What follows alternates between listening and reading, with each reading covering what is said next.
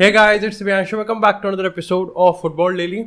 और भाई मतलब यार ये तो देखो मानने पड़ेंगे कि जेरार्ड रोमेरो के जो सोर्सेज और जो कनेक्शंस है ना भाई वो टॉप नॉच है। लेकिन एक्चुअली में जो भाई सबसे बेहतरीन चीज़ मेरे को लगती है ना, एक्चुअली में वो जिस तरीके से सिचुएशन को पोर्ट्रे करता है ना भाई, वो अपने आप में एक सिनेमैटिक थ्रिलर है कि आज तो कुछ हो ही जाएगा, आज बार्सिलोना के ऑफिस में कुछ होने वाला है, आज मेरे पे बहुत प्रेशर है, मैं बताना चाहता हूँ लेकिन मेरे पे इतना ज़्यादा प्रेशर है कि मैं कहीं ना कहीं 4 बार सोच रहा हूँ कि मेरे को बताना चाहिए नहीं बताना चाहिए। आज एक ऐसी डील होने वाली है जिसको लेके बहुत ज़्यादा लोग नर्वस हैं, मैं भी नर्वस हूँ और बार्सिलोना के अंदर भी लोग नर्वस हैं। मतलब जिस तरीके से यार वो चीज़ों को पोर्ट्रे करता है ना, वो यार अपने आप में बहुत ज़्यादा सेक्सी है। लेकिन ठीक है, आज के एपिसोड की अगर पहली अपडेट की हम बात करें तो वो आती है अगेन नेमार से। तो भाई नेमार के रिगार्डिंग आई थिंक जैसे जैसे दिन जा रहे हैं ना वैसे वैसे कहीं ना कहीं आई थिंक पब्लिक डोमेन में ये चीज़ कन्विक्शन के साथ आ रही है कि नेमार ही नहीं बल्कि नेमार पीएसजी दोनों पार्टीज अब एक दूसरे से अलग होना चाहते हैं, डिवोर्स लेना चाहते हैं। लेकिन at the same time it's not easy. मैं लगातार अपने डेली एपिसोड्स में तुमको ये समझाता हुआ आ रहा हूँ कि लाइक इंटरेस्ट होना, ठीक है, आप इंटरेस्टेड हो, आपने ट्रांसफर मार्केट में उसको लिस्ट कर दिया है, दैट डजंट मीन कि वो सेल हो जाएगा even if it's Neymar. With all due respect, मेरे को पता है कि नेमार भाई सबके लिए एक थोड़ा सॉफ्ट स्पॉट रहता ही है नेमार के लिए, बिकॉज ऑफ हिज कहते हैं ना कि बस वो सक्सेसफुल उस तरीके से नहीं हो पाया जिस तरीके से पूरे फुटबॉल वर्ल्ड ने कभी एक्सपेक्ट किया था। लेकिन एट द सेम टाइम कही रहा कि देखो अगर आज के हम लेटेस्ट अपडेट की बात करें तो चेल्सी इस पॉइंट ऑफ टाइम पे लीडिंग कंटेंडर है। लेकिन बिना बार्सिलोना की अगर हम डिस्कस करें तो यार नेमार का फिर ट्रांसफर रूमर क्या रहा। अब देखो यार कल एक फ्रेंच रिपोर्टर ने इस चीज़ को पब्लिश किया अपनी रिपोर्ट में कि नेमार बहुत रिलक्टेंटली पीएसजी को लीव करेगा, यानी कि बहुत कम चांसेस है वो पीएसजी को लीव करेगा जब तक वो जो नेक्स्ट डेस्टिनेशन है वो बार्सिलोना नहीं होगी। Now it is a very concerning thing क्योंकि एट द सेम टाइम वो ये भी लिखता है कि जहाँ नेमार का जो अनकंडीशनल लव है बार्सिलोना रियूनियन को लेके, वहीं जावी भी इस पूरे प्रोजेक्ट को लेके, इस पूरे आइडिया को लेके काफ़ी फैसिनेटेड दिखता है। लेकिन हाउएवर आई थिंक अगर मैं इसके कंक्लूजन लाइन की बात करूँ जहाँ पर उसने अपनी रिपोर्ट में मेंशन किया था, उससे पहले मैं तुमको ये चीज़ बता देता हूँ कि यार बार्सिलोना में जावी की चलती है डेफिनेटली। तो जावी अगर इस आइडिया को पसंद करता है तो हम एक बार वो कह सकते हैं कि इट्स नॉट इम्पॉसिबल। लेकिन वापस से अगर उस कंक्लूजन लाइन पे आऊँ तो उसने खुद अपने रिपोर्ट में इस चीज़ को कहा है कि बार्सिलोना ने रूल आउट कर दिया है नेमार की साइनिंग को, both financially and both sporting wise भी। कल के अपडेट में भी जब जेरार्ड रोमेरो कहीं ना कहीं पूरी सिनेमैटिक थ्रिलर बना रहे थे बार्सिलोना को लेकर कि आज तो कुछ हो ही जाएगा, जिस पर हम बात भी करेंगे क्यों वो सिचुएशन बनी हुई थी, तब भी कहीं ना कहीं सारे बार्सिलोना रिपोर्टर्स ने ये चीज़ क्लैरिफाई कर दी थी बाद में कि जेरार्ड रोमेरो जिस चीज़ को लेकर सस्पेंस बना रहे हैं, जिस चीज़ को लेकर एक्चुअली में ब्रेक थ्रू करने वाले हैं, वो नेमार के रिगार्डिंग बिल्कुल भी नहीं है। तो यहाँ पर कहीं ना कहीं बार्सिलोना तो at this point I think Neymar के उससे साइड है बिल्कुल। अब बात करते हैं कि नेमार की डील होगी कैसे।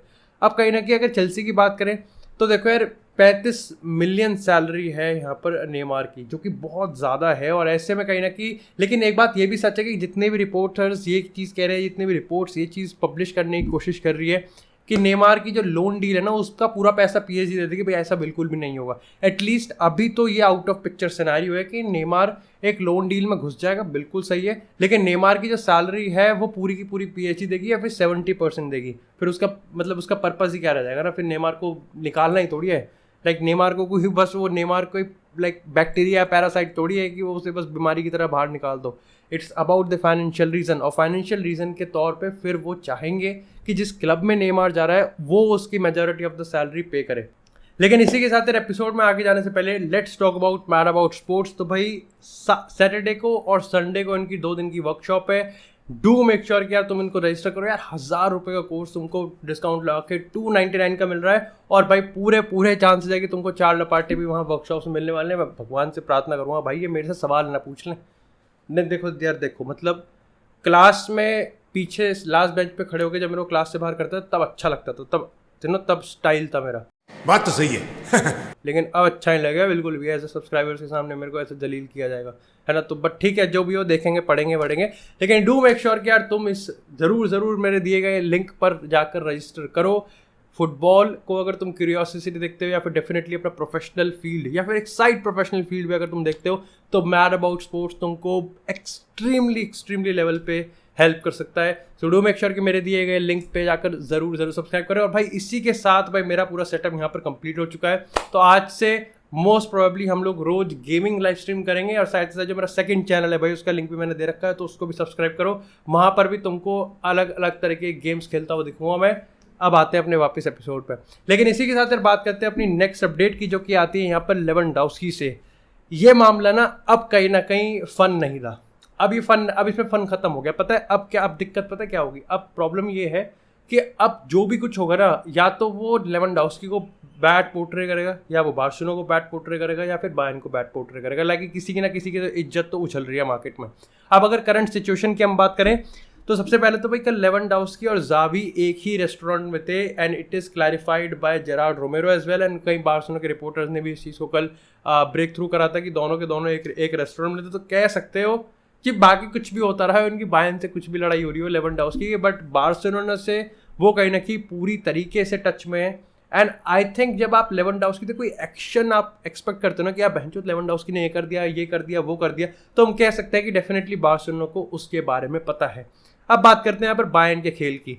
अब कल बायर्न के बोर्ड मेंबर ने, जो कि उनके पहले फॉर्मर प्रेसिडेंट भी रह चुके हैं, उन्होंने अपने लॉन्ग इंटरव्यू में काफ़ी सारी चीज़ें कहीं, लेकिन जब बात लेवेंडोव्स्की के रिगार्डिंग आई तो उसने ये चीज़ कहा सबसे पहले तो, जब उससे ये पूछा आता ना कि क्या यार लेवेंडोव्स्की का जो फैंस के साथ ये मतलब उसका जो फैंस के साथ जो बॉन्ड था वो टूट गया है क्योंकि वो अपना एक मूव को फोर्स कर रहा है, तो इसके रिगार्डिंग आपका क्या रिएक्शन है? तो यहाँ पर उसने कहा कि देखो यार, इस पर मैं कुछ कहूँगा ना तो ये और आग में घी डालने वाली बात होगी। यानी कि वो मानता है कि बायर्न के फैंस के साथ जो लेवेंडोव्स्की का बॉन्ड था वो बिल्कुल पूरी तरीके से टूट चुका है।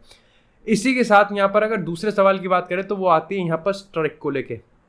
अब देखो यार, बायर्न लेवेंडोव्स्की का जो फॉर्मर एजेंट था उसने इस चीज़ को क्लैरिफाई करा था कि ये जो स्ट्राइक वाला मुद्दा है ना, ये कोई नया मुद्दा नहीं है। जब 2013 में डॉर्टमुंड ने मना कर दिया था लेवेंडोव्स्की को सेल करने से, तब लेवेंडोव्स्की ने सेम चीज़ डॉर्टमुंड के साथ भी करी थी कि उसने कहा था कि मैं स्ट्राइक कर दूंगा और मैं तुम्हारे ट्रेनिंग पे रिपोर्ट ही नहीं करूंगा, तो तुम अपनी गांड मरा लेना।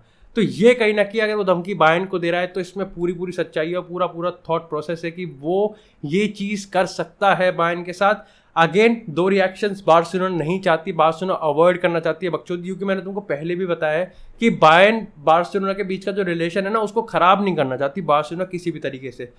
इवन लेवेंडोव्स्की केस में भी वो लेवेंडोव्स्की को पूरी तरीके से चाहते हैं, लेकिन एट द सेम टाइम वो बायर्न को कुछ भी तरीके से बकचोदी में नहीं करना चाहते। डिस्पाइट यही हम देख रहे हैं कि बायर्न का जो काफ़ी, मैं कहूँगा कि थोड़ा सा स्ट्रॉन्ग, थोड़ा सा काफ़ी रूड बिहेवियर हम एक तरीके से कह सकते हैं, लेकिन Barcelona at the same time इसको बहुत ही सटल तरीके से समझाने की कोशिश कर रही है। और लेवेंडोव्स्की तो भाई दर मादर छोड़ रहा है भाई। तेरे को सही बताऊं, लेवेंडोव्स्की जैसे स्टेटस के प्लेयर्स से मैं ये इस तरीके का एक्सपेक्ट नहीं करता हूं कि वो ऐसे करेगा। लाइक अगेन तीबो कोर्तुआ, बाबा अगर हम जब बात करते हैं तो उसको सांप कहते हैं, डेफिनेटली तीबो कोर्तुआ जो करता है वो तीबो कोर्तुआ है। आज वो कहीं ना कहीं ठीक है, रियल मैड्रिड के लास्ट चैंपियन लीग वाले रन से बहुत अलग लेवल पे चला गया है, लेकिन तीबो कोर्तुआ और लेवेंडोव्स्की में बहुत ज़मीन आसमान का फर्क है, लेकिन करतूत दोनों की सेम है।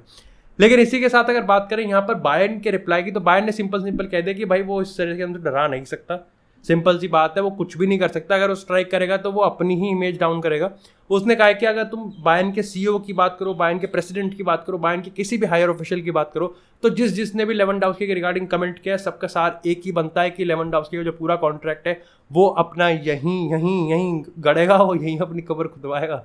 लेकिन इसके रिगार्डिंग ना मेरे को पता है मेरे को क्या फील आता है। फील यहाँ पर यह आता है कि बायर्न ने 3 प्रपोजल दे दिए, तीनों 40 के आसपास के, तीनों रिजेक्ट हो जाएंगे, ये तय बात है। इसका मतलब ये बायर्न चौथा नहीं देना चाहता, बार्सिलोना चौथा बिड नहीं करने, जो कि सबको पता है कि 55 के पास। अब यहाँ पर हो गया कि बायर्न ये दिखाने की कोशिश कर रही है कि अगर लेवेंडोव्स्की के रिगार्डिंग तुम पैसा नहीं दोगे तो वो तो यहीं मरेगा। ये सिंपल सी बात है। बार्सिलोना को लेवेंडोव्स्की चाहिए, लेवेंडोव्स्की को बार्सिलोना चाहिए। सिंपल सी बात है। बायर्न सिर्फ एक चीज़ चाहती है और वो है कि मेरे को 55 से 60 मिलियन मिल जाए, और एट दी एंड मेरे को लगता है कि बार्सिलोना ये दे भी देगी, क्योंकि बायर्न अगर अब तक नहीं ली तो मेरे को लगता नहीं है कि वो आगे भी लेगी। बाकी डू लेट मी नो कि आपके रिगार्डिंग अब इसका जो फन था वो किस हद तक कम हो चुका है, या फिर एक्चुअली में आपके हिसाब से फन तो अब स्टार्ट हो रहा है। लेकिन इसी के साथ यार बात करते हैं थोड़ी सी फ्रैंकी डियोंग के बारे में। तो भाई डियोंग की deal Manchester United is almost confirm. कल जेरार्ड रोमेरो ने अपने एक ट्वीट में इस चीज़ को भी मेंशन किया था कि ऑलरेडी जो बार्सिलोना ने फेयरवेल वीडियो है वो डियोंग की बना दी है, और यहाँ पे as fast as this weekend यहाँ पर मैनचेस्टर यूनाइटेड एक्चुअली में फ्रैंकी डियोंग को प्रेजेंट भी कर सकते हैं। तो भाई एक बहुत बड़ी अपडेट है, काफ़ी रिलीफ वाला फैक्टर है, क्योंकि इसमें कोई बकचोदी नहीं हो रही है, ये बहुत सही चीज़ है। तो like this is very good. De Jong की अगर मैं बात करूँ ना, डियोंग के रिगार्डिंग एक चीज़ और अच्छी से आ रही है। काफ़ी लोग कल ये कह रहे थे कि डियोंग के जो पर्सनल एग्रीमेंट हैं, डियोंग का जो पर्सनल मोटिवेशन है, वो कहीं ना कहीं at the same time United से कोइंसाइड नहीं करता है। अब इसके रिगार्डिंग ना काफ़ी कॉम्प्लिकेटेड सा व्यू हो सकता है आपका, क्योंकि यार देखो when you are a Manchester United fan, when you are, अभी हम चेल्सी की जब बात करेंगे तो ये सेम चीज़ उस पर भी अप्लाई होती है। When you are a Manchester United fan और आप एक बहुत बड़ा पैसा देके एक बहुत वर्ल्ड क्लास प्लेयर खरीदते हो, तो कहीं ना कहीं आप थोड़ा कॉम्प्लिकेटेड चीज़ें होती हैं, क्योंकि एट द सेम टाइम आप साइनिंग कर रहे हो एक बहुत बड़ी, और कहीं ना कहीं ये पब्लिक डोमेन में ये इन्फॉर्मेशन उड़ती है कि यार वो प्लेयर आपके क्लब में आना नहीं चाहता, तो आप कंफ्यूज हो जाते हो कि यार खुश हो कि लाइक क्या हो, क्या क्या दिमाग, कैसे अपने दिमाग को ऐसे कैसे अपने आप को कन्विंस करें कि यार ये प्लेयर तो बहुत सही चलेगा, इससे तो लगाव है, इससे प्यार करना पड़ेगा, जब आपको इस साफ पब्लिक डोमेन में ये रिएक्शन देखने को मिल रहा है कि ये प्लेयर आना ही नहीं चाहता। और इस पूरे डियोंग के मामले में कहीं ना कहीं मैं कहूँगा कि सच भी है कि डियोंग यूनाइटेड आना ही नहीं चाहता, और आता भी नहीं अगर यहाँ पे एरिक टेन हैग ना होता। लेकिन ठीक यार, आई थिंक ये सारी चीज़ें एक तरफ होती हैं और प्रोफेशनल साइड एक तरफ होती है। आई स्टिल बिलीव कि फ्रैंकी डियोंग आ रहा है तो वो अपना 100% अपना पिच पर देगा। लेकिन इसी के साथ यार बात करते हैं थोड़े से झटके की, और झटका मिला है यहाँ पर चेल्सी को।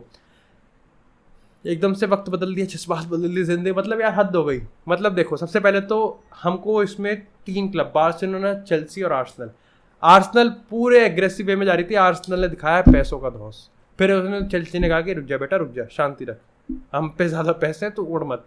चेल्सी ने रफीनिया को साइड किया, चेल्सी ने लीड्स को पकड़ा, उससे पूछा तेरे को कितने पैसे चाहिए, लीड्स ने कहा ये, उसने कहा कि ठीक है हमने तेरे को दिए। ये साफ बताता है कि टेड बोली को कोई बकचोदी नहीं चाहिए अपने पहले सीजन के ट्रांसफर विंडो में, कि यहाँ पर उसके रिगार्डिंग कोई खींचातानी चल रही है, उसने जिस डील को करना है वो डील करके मानेगा। अब यहाँ पर होता क्या है कि जब चेल्सी और लीड्स के बीच में सब चीज़ एग्री हो जाती है, लेकिन एक बंदा रह जाता है और वो खुद रफीनिया था। अब मेरे को ये लगा कि यार, जब मैंने कल के डेली एपिसोड में भी तुमसे डिस्कस किया था कि रफीनिया बार्सिलोना का तो खैर 1976 से पर्सनल एग्रीमेंट एग्री है, तो मेरे को लगा कि हो जाए खत्म। पर्सनल एग्रीमेंट तो बहुतों के साथ एग्री होते हैं, लेकिन हो जाएगा नहीं। अब उसको पता है कि बार्सिलोना यहाँ पर नहीं पैसे दे पा रही, लेकिन भाई उसने चेल्सी को लटका के रखा। यहाँ पर चेल्सी हर चीज़ कर सकी, लेकिन वो कन्विंस नहीं कर पाई रफीनिया को अभी तक भी कि भाई तू चेल्सी को साइन कर ले। और इस पॉइंट ऑफ टाइम पे चेल्सी अब कहीं ना कहीं बैक फुट पे आती हुई दिख रही है, क्योंकि बार्सिलोना अगेन कल जेरार्ड रोमेरो पूरी सिचुएशन पे जिस पे सस्पेंस बना रहे थे वो रफीनिया की डील ही थी। एंड इस पॉइंट ऑफ टाइम पे रफीनिया और खुद उनके एजेंट जो है डेको, यहाँ पर लाइक दे आर ऑब्सेस्ड कि बार्सिलोना में ही रफीनिया को जाना चाहिए। और इसके रिप्लाई में जो उनको बार्सिलोना से जो रिप्लाई मिला है वो बहुत ज़्यादा पॉजिटिव है। रफीनिया की डील को लेके बार्सिलोना काफ़ी ज़्यादा ऑप्टिमिस्टिक है। जस्ट अब यहाँ पर देखो बकचोदी क्या हुई है कि चेल्सी ने लीड्स के साथ एग्रीमेंट कर लिया है और बार्सिलोना ने रफीनिया के साथ एग्रीमेंट कर लिया है। तो चेल्सी लीड्स को पैसे देने के लिए तैयार है, बार्सिलोना रफीनिया को उसका डील और उसका ड्रीम मूव देने के लिए तैयार है। तो अब चेल्सी को रफीनिया को कन्विंस करना है और बार्सिलोना को लीड्स को पैसे देने हैं, तो दोनों में जो काम पहले हो जाएगा वो ये डील ले जाएगा। अब कहने को यार देखो, Raphinha is a very very good player भाई, मैं कहूँगा कि almost a world class player. लेकिन भाई जो डील इसकी हाइप बनी है वो एक अनएक्सपेक्टेड थी और कहीं ना कहीं अलग लेवल पे जा रही कि पता नहीं कौन सा ही प्लेयर जा रहा है। मतलब लिटरली नेमार वाली फीलिंग आ रही है कि नेमार की डील को लेकर इतनी बड़ी खींचतानी हो रही है, बट ठीक है, दैट इज एक ड्रीम होता है। लेकिन इसी के साथ यार बात करते हैं थोड़ी सी और अपडेट्स की, हम बात करते हैं छोटी अपडेट्स की। तो सबसे पहले यार चेल्सी अब यहाँ पर एक 40 मिलियन का ऑफर और देने वाली है फॉर जिनचेंको, नहीं नेथन एक, मतलब जिनचेंको भी कहीं ना कहीं रडार पे है, लेकिन 40 मिलियन का ऑफर वो देने वाले हैं यहाँ पर नेथन एक को लेके। अब इसके रिगार्डिंग ना मेरा जो पर्सनल ओपिनियन है वो सिंपल सा है कि ये डील अच्छी है, बुरी है, ये डील हिट है, नॉन हिट है, ये डिफाइन करेगा कि कितने पैसों पे डील हो रही है। अगर ये पैसे 40 से आसपास के हैं तो मैं समझूंगा ठीक है। देखो सबको पता है कि टूकल मानता है कि नेथन एक कोई ऐसा प्लेयर नहीं है जो कि चेल्सी का लिवरपूल और मैनचेस्टर सिटी के बीच का जो डिस्टेंस है ना वो नेथन एक कम करने वाला है। लेकिन एट द सेम टाइम आपका प्रीमियर लीग एक्सपीरियंस और आप जो वॉलेटाइल और वर्सेटाइलिटी आप प्रोवाइड करते हो पिच पे, जो कि नेथन एक करता है, वो यहाँ पर कहीं ना कहीं बहुत इंपॉर्टेंट चीज़ है। And this point of time आप मेरे को लगता है कि ये साइनिंग इसलिए भी इंपॉर्टेंट हो जाएगी और इसलिए भी इंटरेस्टिंग होगी देखने वाली कि चेल्सी दूसरे सेंटर बैक की साइनिंग कौन सी करती है, कितनी वर्ल्ड क्लास होती है, चाहे वो जोस कोंडे हो, चाहे वो डिलीट हो, चाहे वो यहाँ पर आपका कलीडो कूलिबाली हो, तो ये कहीं ना कहीं डिपेंड करता है। तो that's it for this episode guys. I hope आपको एपिसोड पसंद आया। एपिसोड को लाइक करें, चैनल को सब्सक्राइब करें, आपको इसी तरह फुटबॉल से एक्सक्लूसिव कंटेंट और चाय मिलती रहेगी। तब तक के लिए stay tuned, stay safe and I will see you in the next episode.